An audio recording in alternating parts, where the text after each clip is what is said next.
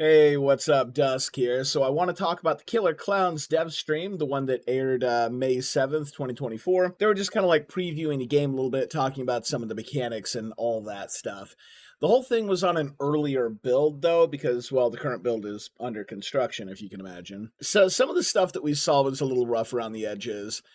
The only downside to that, of course, is we don't know what's still going to be rough around the edges during launch or not.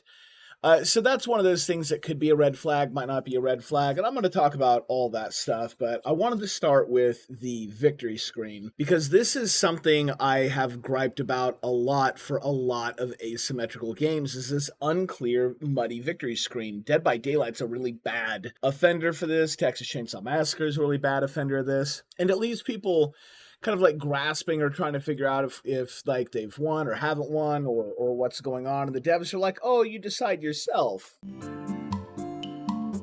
But usually, like, people then just latch onto the extremes. But that's not great. That's not a great place to put people. Killer Klowns, though, has a really, really, really well-defined victory screen, and I love it. And I think that this is going to be a big key to making the game a lot more satisfying to play. I'll explain. So Killer Klowns is a 3 versus 7 game. And at first, I thought those numbers were a little arbitrary or just, they kind of seemed like maybe that was the right balance, but there's a little bit more to it than that. There are 7 humans because it's an odd number, meaning that the game cannot end in a tie because they use the number of kills versus escapes to figure out which side won. And in this example, the clowns killed 3 out of the 7, and 4 escaped. So more escaped than died, so it's a victory for the human, but it's a poor victory. What I like about this is that with all ASIMs, like, rush meta is always like something that kind of pops up, right? And like, how do you deal with it? How do you make that fun? How do you keep the pacing on track? And Killer Klowns kind of nails it solely because of this victory screen. I know, so you're probably thinking, how does that stop the rush meta? It stops the rush meta because if you rush to an escape and take it, that uses up that escape.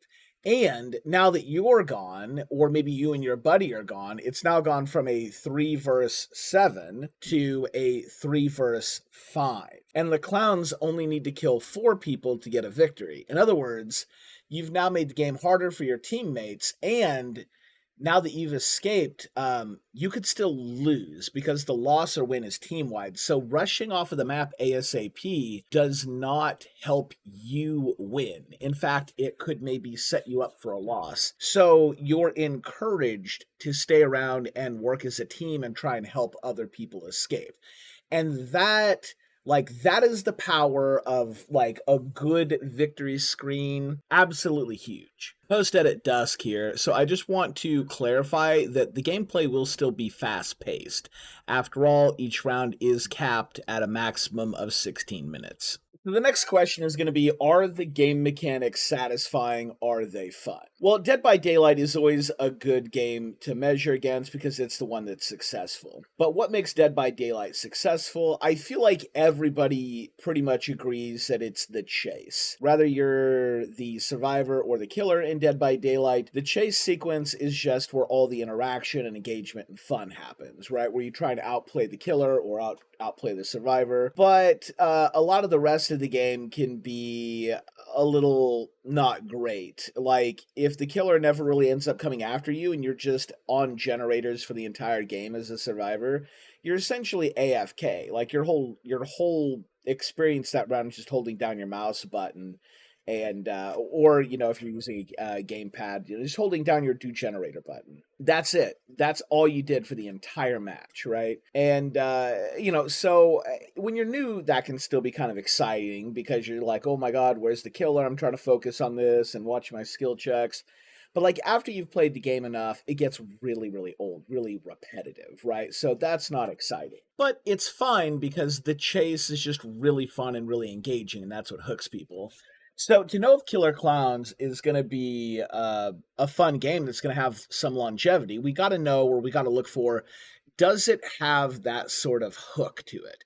Does it have something that is really exciting and really fun? Honestly, it's going to be hard to say without playing it.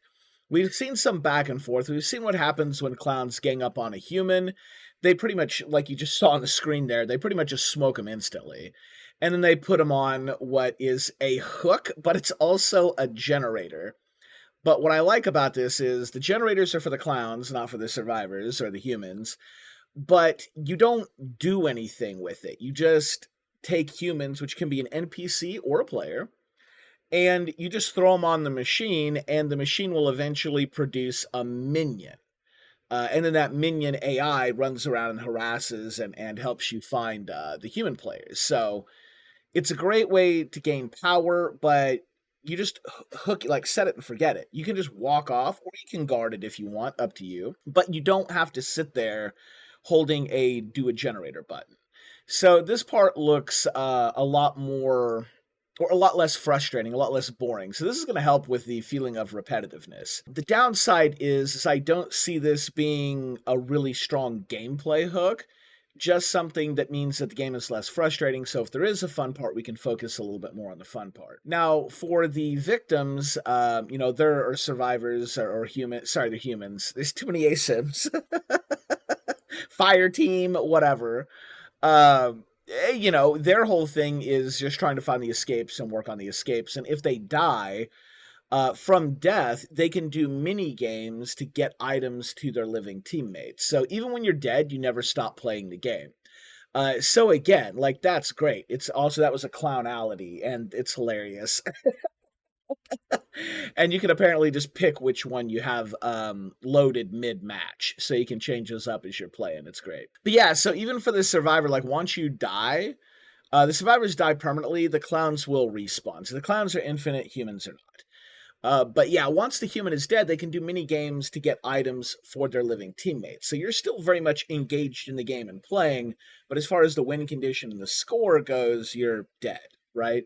So that's another thing that is a really great mechanic. Probably isn't going to be like a really good hook that sells the game. Like, it's not the chase from Dead by Daylight, but it's a really good mechanic that kills a lot of frustration. So what we've seen so far is that Killer Klowns is really, really good at just being fun. But so the hook, where would the hook be in this game? Well, there isn't a huge chase sequence in this one, and that's primarily because the humans can fight back, right? Like, they can actually kill the clowns. And so if there is a hook, it's going to be the combat and the back and forth tug of war. So I'll explain the back and forth tug of war. Let's see if we can skip over here to where some of the where they're playing the survivors or humans. Sorry, a little bit. So what happens with humans is you need to find weapons, and it's pretty easy to find a weapon at the start of the game, but weapons have durability and will break after a while. Plus, you have two different types of weapons, blunt and sharp. If you want to kill a clown, you're going to need a sharp weapon. If you want to save somebody from the cotton candy hook, you're going to need a sharp item. The blunt items, however, are really good at stunning, so they're just really good for just, generalized PvP fighting. So the two weapons types have their specialties. Specialties, there we go. So which item you find will kind of influence how or what you're going to do, or maybe who you're going to hang out with. So there's some fun strategy where you have to adapt to the situation. And they said that there's a lot of randomizers in the game, but I've heard that a lot from devs where they're like, oh, our game's got so many randomizers, and there's like barely any. But like, in their mind, they truly think there is, right? Like, it's not like they're lying about this stuff. It just, to them, they truly feel like they've put a lot of randomizers. But like, if the map isn't significantly rearranging itself and your objectives are also randomizing in that, then you probably don't have very good randomization. And as far as I could glean and tell from the way they were talking, I don't think the map randomizes. I think where the escapes are located and where the weapons are located are randomized. And granted, if there's a lot of weapons and a lot of escapes, which there are, that is a lot of things to randomize. But as far as replayability goes, a static map is the thing that hurts replayability, probably more than anything. Now, I've heard that they've already listed multiple map locations. So they're not going to launch with one map, they're going to have multiple. But still, if you've played these kinds of games, even if you launch with like 5 locations, eventually you play those out if they're not randomized enough. So this is probably a point where I'm a little worried about like the longevity of the game. It's probably going to be a blast on launch though, because it'll all be new and fresh. We'll all be new players. So those people who are playing at launch, myself included in that, I'll be playing the pre-order the week early. So hang around, check that out if you want. Good reason to sub to the channel. Yeah, plugs. Let's go. Anyway, back on track. So yeah, that could be something that could hurt the longevity of the game, but we won't really know till we play it to see how organic the game feels, how much the randomization actually does affect the gameplay, and if it looks like there's going to be min-max gameplay. If there is min-max gameplay where people basically just kind of like run to the same points or general areas every time, to do kind of a wash, rinse, repeat strategy every single match, then there's going to be problems, right? Like that's not going to be great. So I think that's my biggest concern about the game so far. There's been a lot of talk about balance, but we haven't actually seen any examples of gameplay. Right now, the devs are running the dev stream while they're playing, and I believe they're just playing against bots. So it's not really an indication of balance whatsoever. This is more just a showcase of the game. Now, one thing I will say is that their customization looked amazing. You've got, for the humans, they've got archetypes, and I think they've got archetypes for the clowns, too. So you pick a class, basically. And then, you have abilities based on that class. And I don't know if, so they said they gave an example. They were talking about this is a cop. So being a cop was one of the archetypes. I don't know if that affects your cosmetic or what. I know they had a lot of cosmetics and you could really design a character however you wanted. But maybe the uniform changes. Like I'm guessing that's a jock because they've got the Letterman jacket and all that stuff. So I'm not 100% sure how the cosmetics will play with the class and how much the class will actually affect your look, or if they were just equipping these cosmetics to help visualize what you were. But I have a feeling, though, I think your class will give you a uniform, and then your cosmetics are going to be like accessories and your hair and the face and all that stuff. So you could probably be a cop with like a mohawk and sunglasses if you wanted. Stuff like that. All right, so here they're playing one of the escapes. I want to mention this because I haven't mentioned it yet. There are a lot of ways to escape the map, but you can only ever get 3 people out per escape. And that bridge back there, after 3 people run across it, the bridge collapses. But here's the really interesting thing about that. It's a 3 any people, and that includes clowns. So, let's say you open the gate right as, all 3 clowns show up, and maybe one of them, stuns you. And then the 3 clowns just run across a bridge really quick. They destroy the bridge, and now 0 humans escaped through that. So, that is a tactic you could do with clowns. Or maybe, 1 human gets across, but then 2 clowns run across the bridge or something. Or even just 1 clown. So, that's another mechanic that I like, things like that existing. The other thing I like about this game is it's got a really clean interface. So, in asymmetrical horrors, noise is usually a pretty big factor, right? Like a way to be tracked.